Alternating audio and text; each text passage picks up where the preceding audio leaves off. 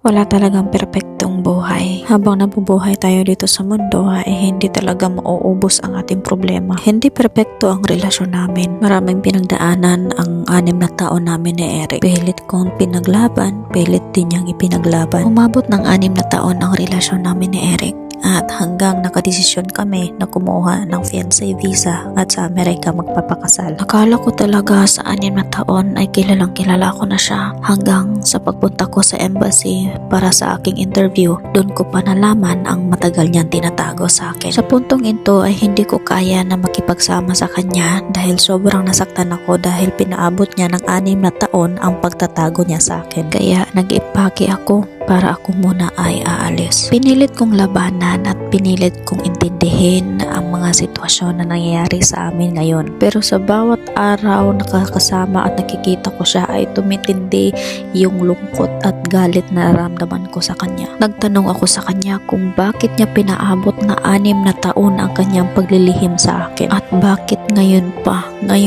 na nag-apply na tayo ng fiancé visa. Alam ko marami sa inyo ang galit at nabitin sa unang video na in-upload ko dahil hindi ko sinabi agad kung ano ang natuklasan ko. Pero sa video na ito ay malalaman na ninyo.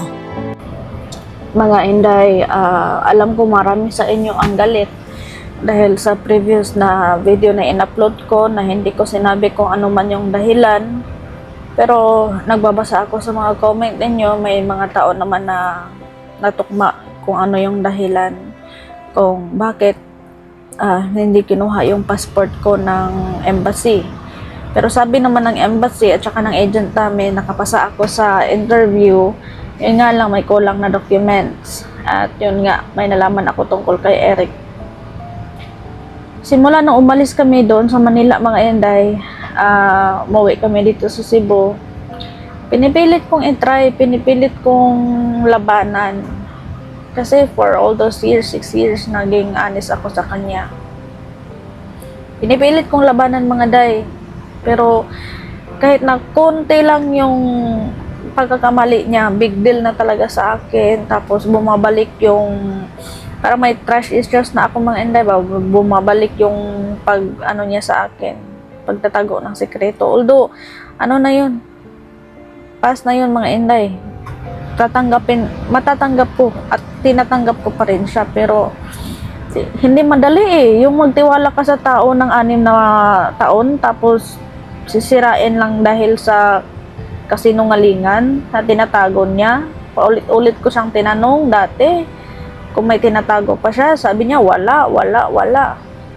Eto na lang, mga Inday, sabihin ko na lang sa inyo kung ano yung rason kung bakit mo na ngayon lalayo mo na ako sa kanya.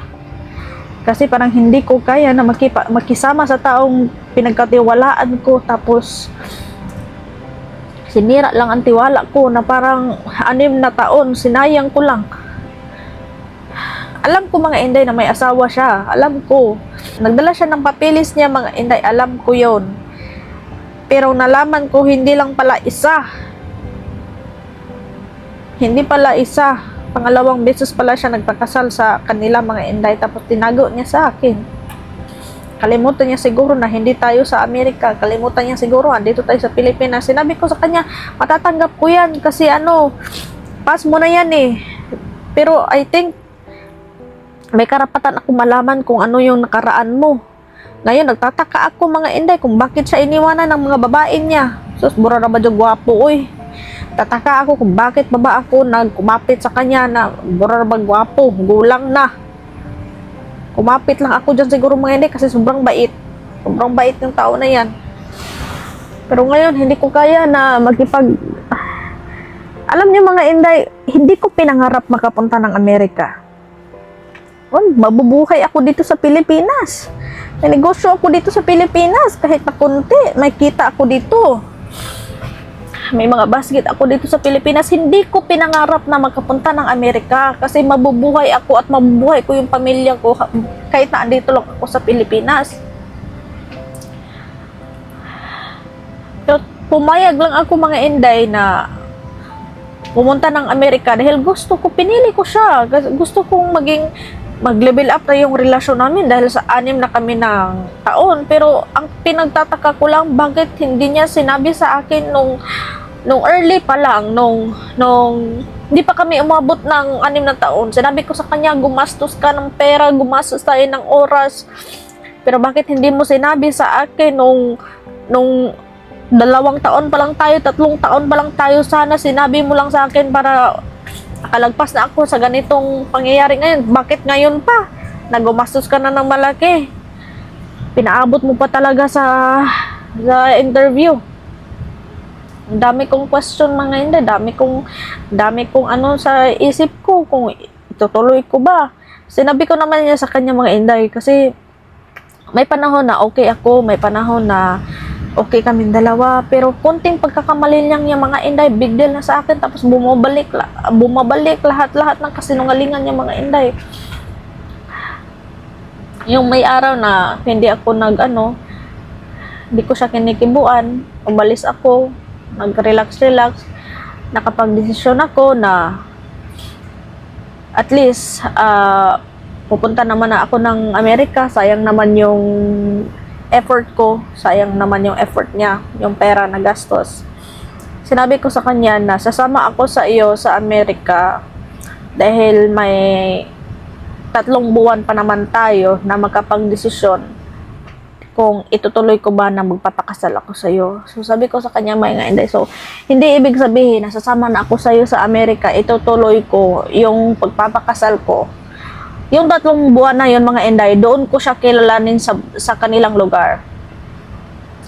Pag ano mang gawin niya sa akin, anytime pwede ako umuwi, mabilis lang sa akin mga inday, mulupad dayon ko pauli ng Pilipinas.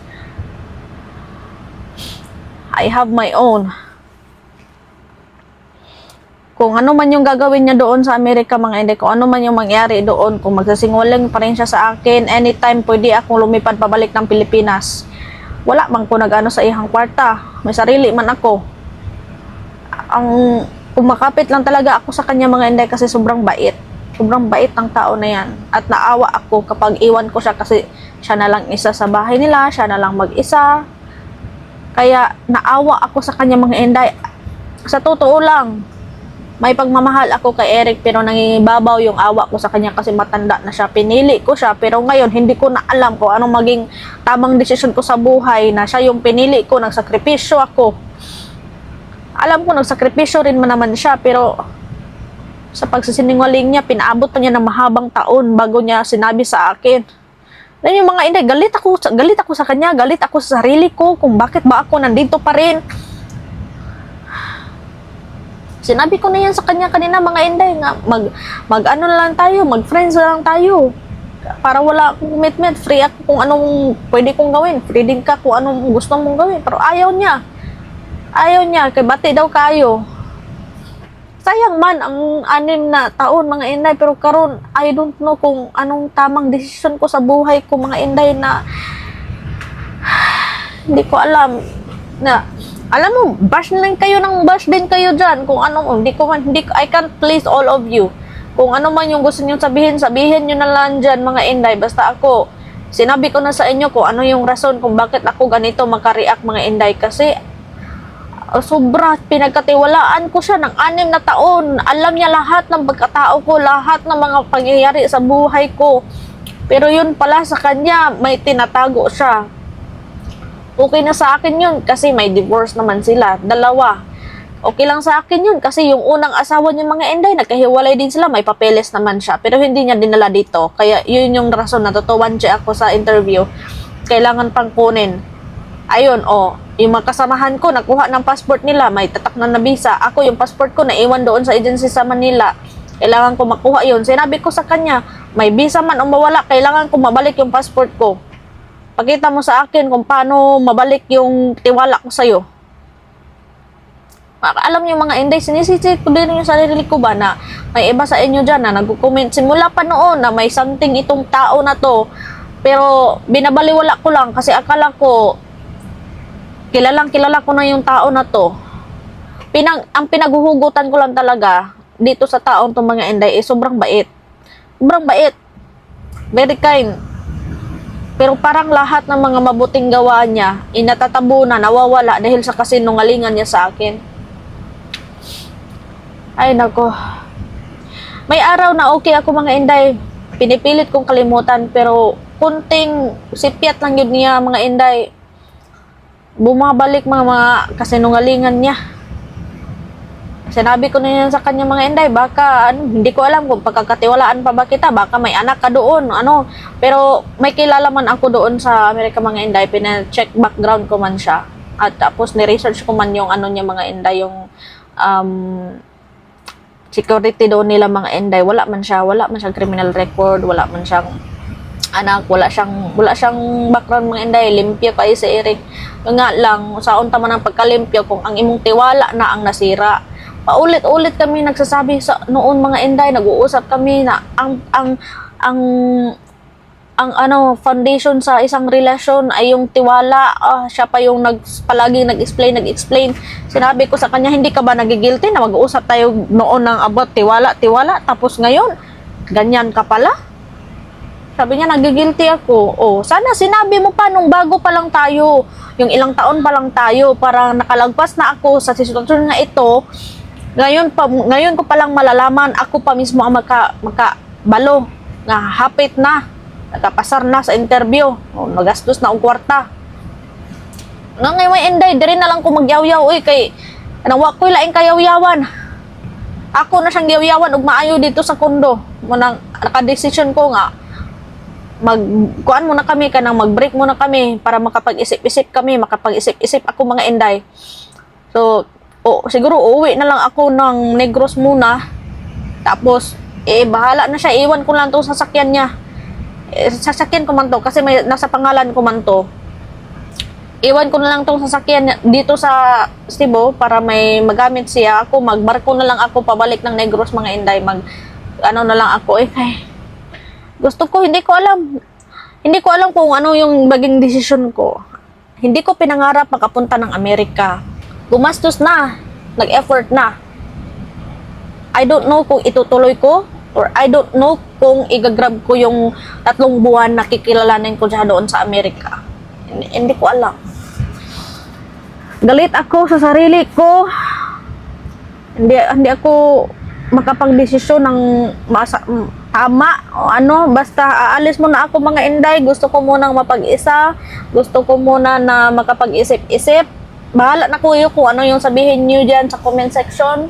Basta ako, buhay ko to. Panginoon na ang bahala kung ano maging kapalaran ko sa buhay ko mga Inday. Pero alam ko, tama kayo. May mga tao sa inyo na nagbabash sa akin, ng ganun, bakit ka ba pumapatol dyan, matanda na yan, o bakit ba ako pumapatol, matanda na yan dahil napakabuti niyang tao, pero yung pagkabuti niyang tao mga Inday, natabunan dahil sa kanyang pagsisinungaling sa akin. So, tanggapin ko kung mangbash kayo ng mangbash sa akin. Hala, sige, istorya mo dihagtaman. Stan, I'm in the middle of kanang kalagot nga, kapungot nga, kasubo, kaguol, na yung desisyon ko, ano yung buhaton na ako So, uuwi na muna ako sa Negros. Hindi ko alam. Tapos, hindi ko alam kung kailan ako babalik dito.